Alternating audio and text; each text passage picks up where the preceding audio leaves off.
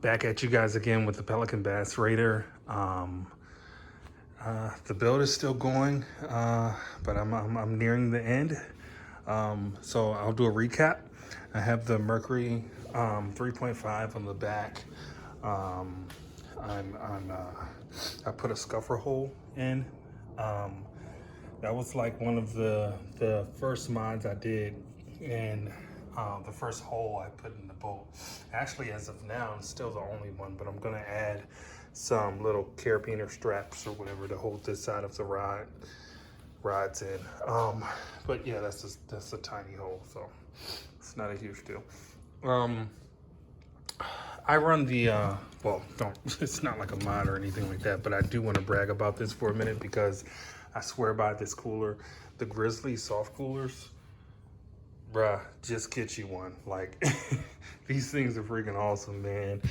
You can even look up like the reviews. I mean, they hold, their ice retention is far above like most. So super cool cooler. For music, got my JBL clip right here strapped onto the cooler, and I'll run that in the back. So I have my this is a Walmart battery inside of this box. It's a Group 27, and I ran it over here to the outlet. I mean the through connector or whatever that connects it to the front of the boat. But what's cool about what I did is, I don't know if you can see it or not, but right here there's a quick connect. So I can quickly just connect it or unconnect the battery without having to like worry about any screws or any of that stuff. And I just use some electrical tape, a little bit janky, but it works, it's effective. So yeah, for the Merc, I'll be moving that over, and then I'll keep a 1 gallon gas tank in here. Something small, this thing that'll be more than enough for that engine. Let's see what else we got. We got this is what I use for my my tackle. Just a little panel case, nothing too fancy, but more than enough space. I haven't even really filled this thing up. I got some soft plastics down here. I got a whole other case down there that I got to fill up with some stuff. So I'm still a little bit new to the whole fishing thing. I've only been fishing for a few years, like heavily like this. So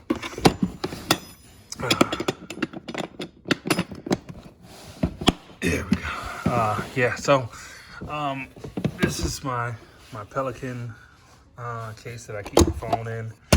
Little charger on a go type deal. So that's pretty cool because it keeps it out of the water, and this thing floats in case it goes overboard. So that's perfect. As you see, the rods run up the side. I got 6 rod holders that I put in with PVC pipe, 3/4 inch, I want to say. And then I slanted it at a 45-degree angle.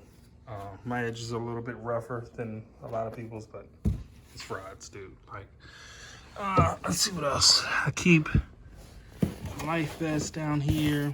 I got that orange box is my little first aid kit. The paddle I keep over here, tucked away. And I have another box, another Pelican case down there that I keep all my information for my boat, and some manuals for the motor and stuff like that. I keep all that stuff in there. If you come up, this is the deck. This is like what makes the Bass Raider awesome, man. I mean, the pontoons make it super stable, but then you add the deck and it's like, man, I got a ton of room and it's still super stable. Can't beat it. Before we go up there though, I do want to touch on this seat. I upgraded the seat. The seat did not come with the boat. This is a seat from Bass Pro. I don't remember what it's called, but it ran about $120, I want to say. A little bit expensive, but man, super comfortable. Like way more comfortable than the plastic seats that came with the boat. I off-centered the seat a little bit. That just gives me a little bit more room for the tiller. So that all works out. Let's see what else we got. put rod holders up here. These are just from Walmart, Ozark Trail, but you can, you know, you can turn them.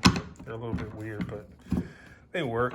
I mean, or they're gonna work. I haven't even used them yet, but I don't see why they wouldn't work. But yeah, rod holders up here for holding your rods when I want to go trolling and whatnot.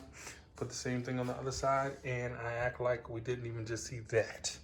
The Troll King, baby. So let's talk about the trolling motor before we talk about the Troll King. The trolling motor is a Minn Kota Endura Max 55-pound thrust. Super, I mean, this is an awesome trolling motor. I mean, strongly recommended. It has variable speed.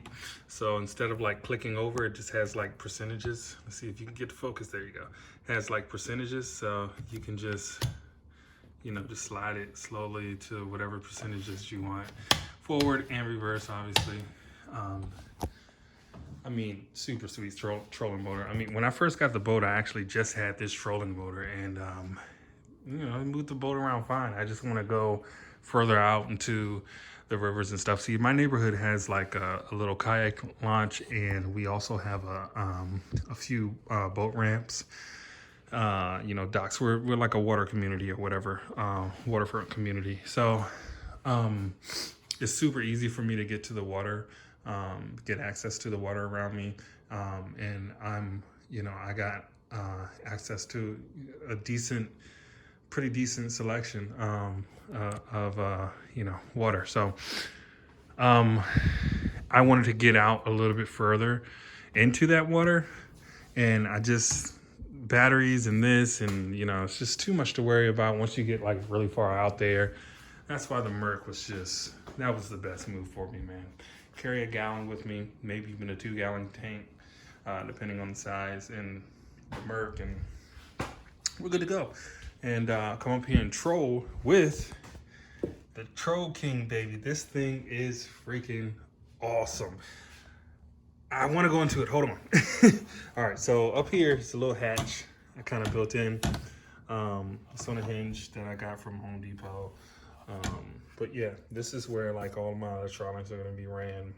I'm still waiting on my plug to come in the mail